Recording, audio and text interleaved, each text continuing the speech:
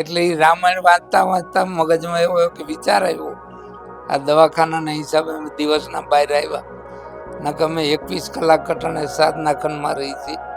દરેક જે તેમના અનુયાયીઓ છે, ભક્તો છે, તેમને જણાવવાનું કે હાલ તેમની તબિયત ખૂબ જ સ્વસ્થ છે. તો કે એમને આશ્રમમાં મેલી જ આવી છે. મેં આશ્રમમાં મારીથી કાઢી ના રખાય, અને જે દારૂ મેલી દી એને હું 1100 મંત્ર આપીશ. મિત્રો, હું આવ્યો છું અમદાવાદમાં ગદધડ આશ્રમના સંત શ્રી લાલ બાપુ ને જેમને તબિયત થોડી અસ્વસ્થ થઈ હતી, તેમને અત્યારે તેમની સારવાર ચાલી રહી છે. દરેક જે તેમના અનુયાયીઓ છે, ભક્તો છે, તેમને જણાવવાનું કે હાલ તેમની તબિયત ખૂબ જ સ્વસ્થ છે, સ્થિર છે, એટલે કોઈએ કંઈ ચિંતા કરવાની જરૂર નથી. લાલ બાપુ સાથે હું થોડી વાતચીત કરીશ અને ખાસ તો તેમનું શું કહેવું છે તે મારે જાણવું છે. લાલ બાપુ, ખાસ તો આપની તબિયત થોડી અસ્વસ્થ થઈ હતી, હવે આપને કેવું છે? બહુ સારું છે, મારી તબિયત બહુ જ સારી છે. જે વધારે હતી એમાં 2 દિવસ થયા તો બહુ જ સારી છે.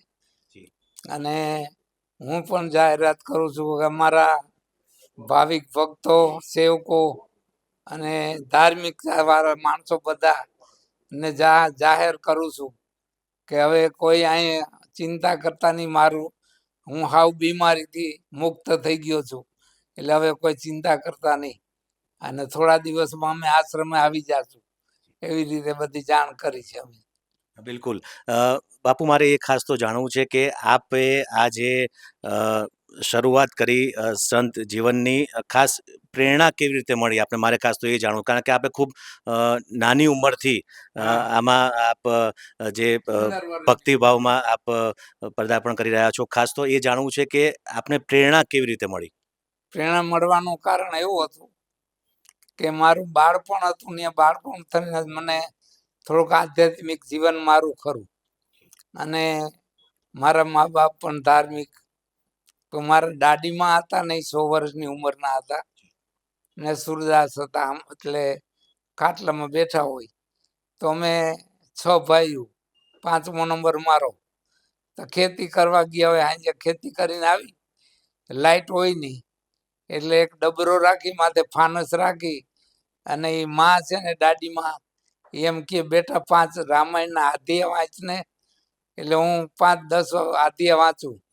મારા માતુશ્રી સાંભળતા હોય, પિતાશ્રી સાંભળતા હોય, અને કથા કહું. મેં એ રામાયણ દાદીમાં મોઢે 11 વખત આખી રામાયણ પૂરી કરી. એટલે એ રામાયણ વાંચતા વાંચતા મગજમાં એવો કે વિચાર આવ્યો કે આ સંસારની માયા છે, એ એક ધોવાડાને બાચકા ભર્યા જેવું છે. એમાં છેલ્લે કોઈ એનો કઈ છે નહીં. તો આપણા આત્માનું કલ્યાણ કરવું હોય તો આત્માનું કલ્યાણ કઈ રીતે થઈ શકે? જો મહેનત મજૂરી અને આમ નામ જો મહેનતમાં દિવસો કાપી નાખશું તો જિંદગી પસાર થઈ જાય. એટલે મેં મારી 15 વર્ષની ઉંમર હતી ત્યારે મેં મારા મા બાપની પ્રેમથી રજા લીધી કે મા બાપ મને રજા દો. મેં ઘણી મહેનત કરી, ખેતી કરી, ઘણું કર્યું, તો મને હવે પ્રભુ ભજન કરવાની તક આપો. તો મારે એક નાનકડો આશ્રમ કરી અને મારે પ્રભુ ભજન કરવું છે.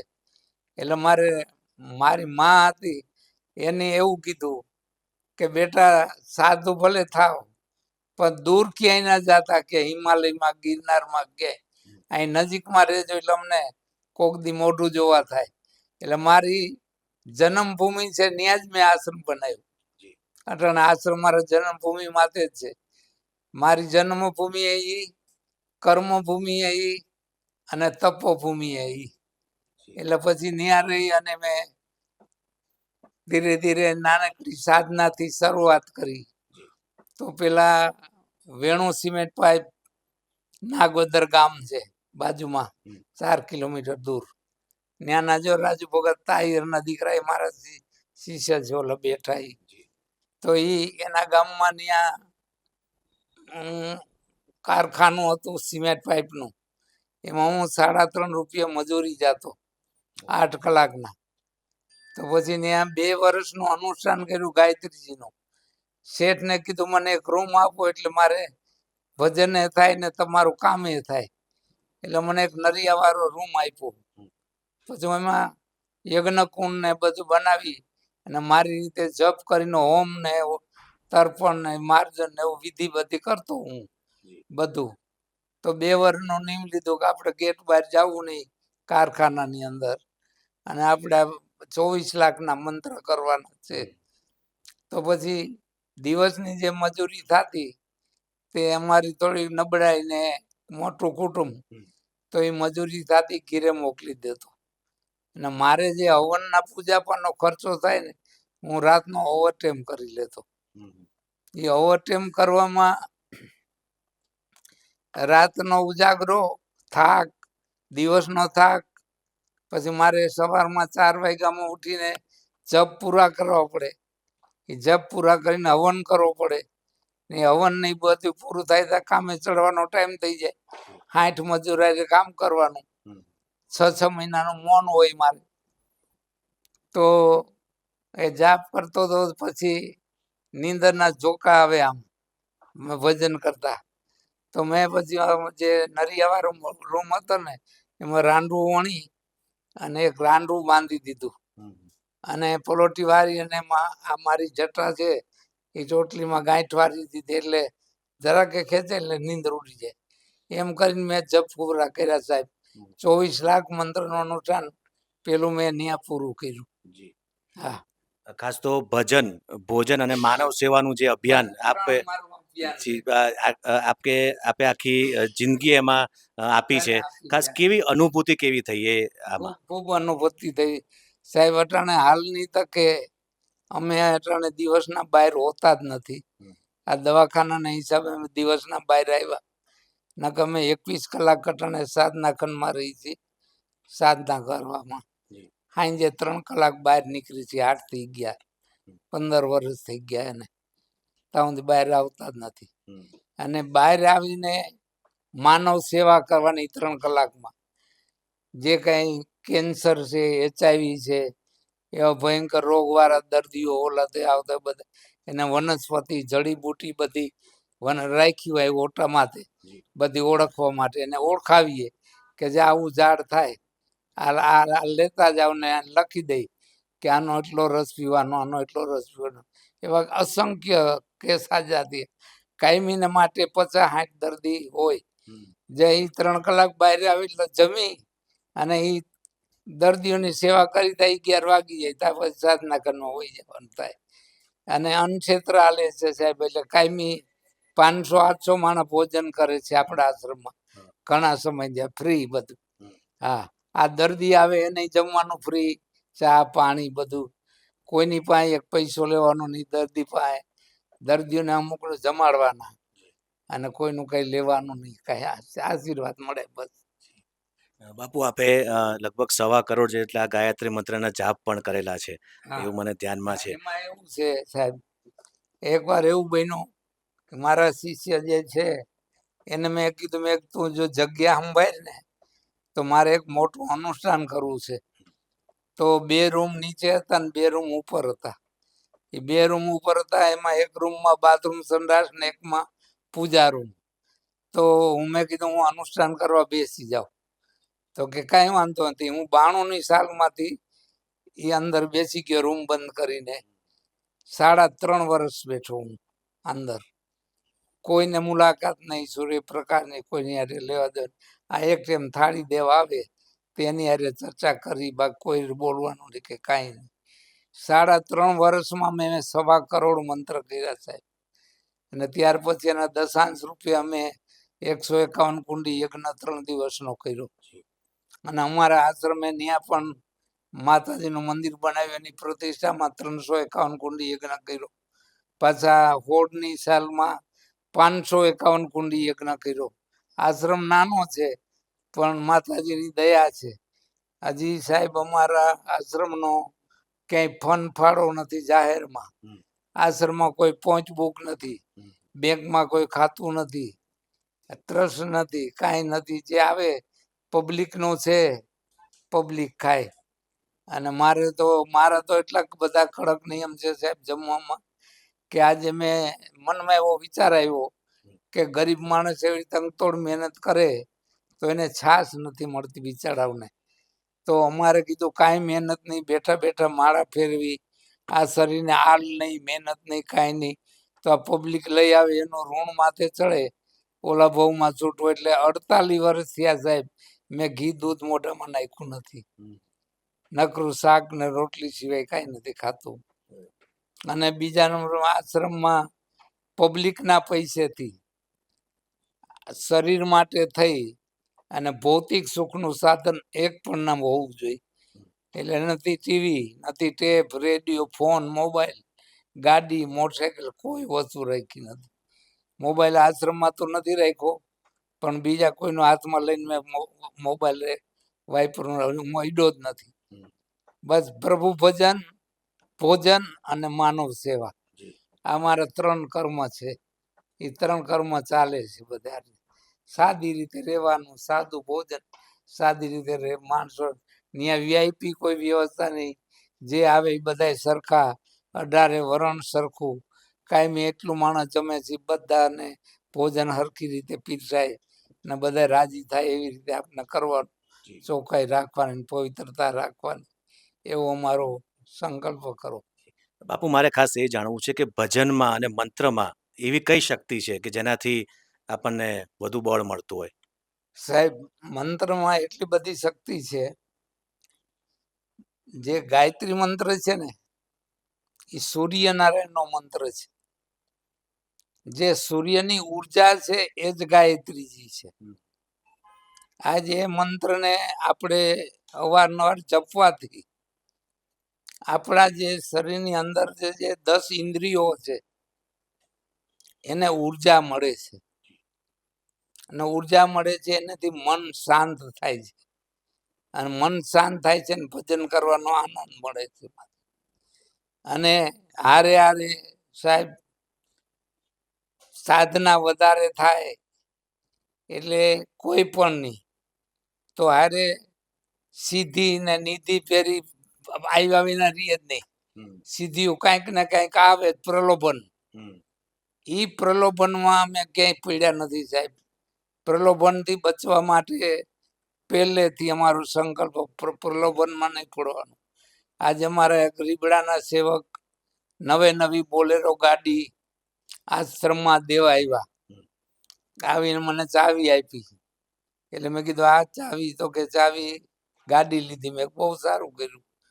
તો કે એમને આશ્રમમાં મેલી જ આવી છે. મેં આશ્રમમાં મારીથી ગાડી ના રખાય. તો કે દરેક સંતો મહાત્માઓ રાખે છે, તમને શું વાંધો? મેં મને 2-3 વાંધા છે. ગાડી હાલશે તો એમાં ડીઝલ ભરશે, ડ્રાઇવિંગ આવડતું નથી, ડ્રાઈવર રાખતો તો પગાર દેવો પડશે, ખોટકો પાટકો થાય તો એનો ખર્ચો થાય. તો અહીંયા પબ્લિકનો પૈસો આવે છે, એ પબ્લિકના પરસેવાનો પૈસો છે. એ પબ્લિકના પરસેવાના પૈસાથી મારેથી ડીઝલનો ધોવાળો કઢાય નહીં. એટલે હું ગાડી ના રાખી શકું તમારી. આ ચાવી સ્વીકારી લીધી, પાછી હું તમને ભેટમાં પ્રસાદી તરીકે પાછી આપું છું. એની મિનિટે ગાડી પાછી આપી દીધી છે. હા, એટલે એવા વિચારો. ક્યાંય પ્રલોભનમાં કોઈ વસ્તુમાં ક્યાંય પડવાનું, પૈસા કે વહીવટ નહીં કરવાનો. વહીવટ કરવા કરે છે, આશ્રમ હાલે છે, બાકી કાંઈ નહીં. બસ આ 3 જ વસ્તુ, ભજન, ભોજન ને સેવા.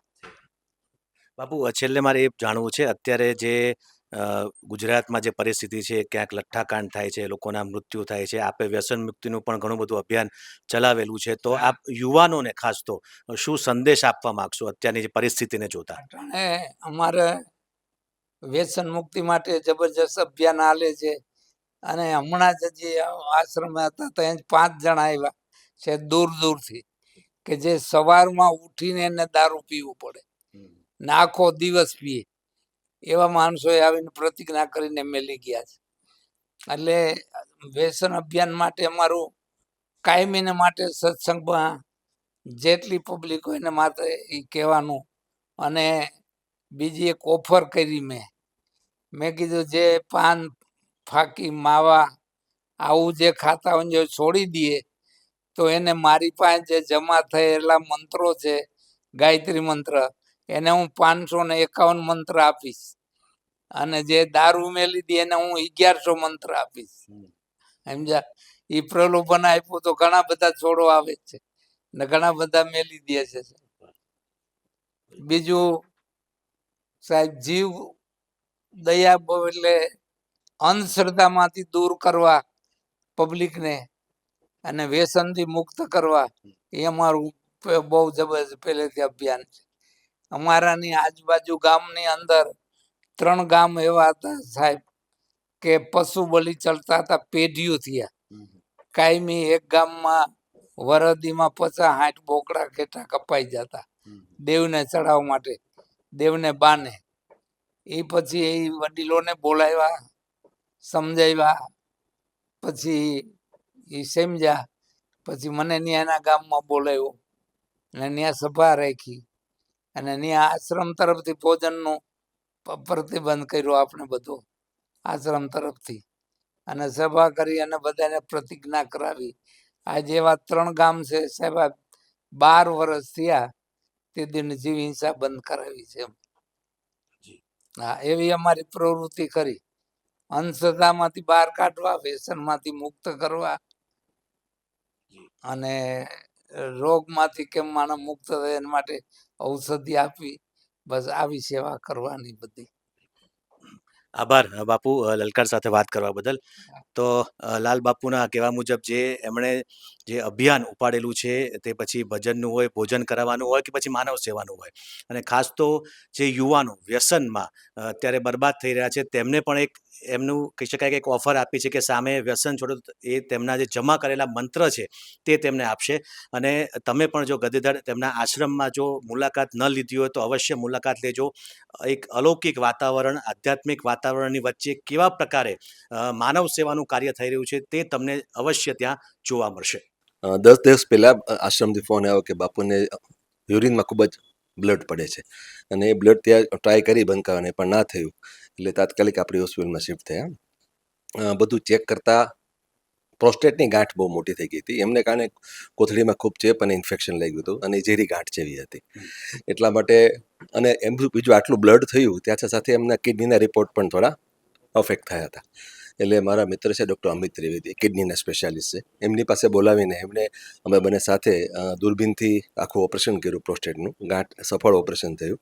ડાયાબિટીસ પણ બાપુનું વર્ષોથી છે, તે પણ કંટ્રોલ કરીને એમના કારણે પણ ઓપરેશન થોડું વધારે જોખમી હતું, પણ માતાજીની દયાથી અને બાપુના આશીર્વાદથી સર્જરી ખૂબ સફળ રહી. અને પછી તો માતાજી એમને સાજા કરે છે જાતે જ, એટલે ખૂબ જ ઝડપથી ચાલવા માંડ્યા. અત્યારે તો સાવ નોર્મલ છે. હા, એમને થોડી વીકનેસ છે, એટલે ચાલવાનું લગભગ 2 દિવસથી જ ચાલુ કર્યું છે, નોર્મલ જે કરતા હોય. એટલે લગભગ 4-5 દિવસ અહીંયા રોકાઈને પછી અમદાવાદમાં રોકાઈને કદાચ 1-2 મહિના પછી આશ્રમમાં આવશે બાપુ. ખાસ તો તેમના સેવકોમાં, અનુયાયીઓમાં થોડી ચિંતા છે, એમને શું ખાસ કહેવા માંગશો? ના, હવે બાપુને જે આ તકલીફ હતી એકદમ મટી ગઈ છે, રોગમુક્ત છે એથી, અને સાવ સારું છે, એટલે કોઈ પણ ચિંતાને કારણ નથી. આપના પોતાના પ્લેટફોર્મ લલકારને લાઈક કરો, ફોલો કરો, સબસ્ક્રાઇબ કરો અને શેર કરો.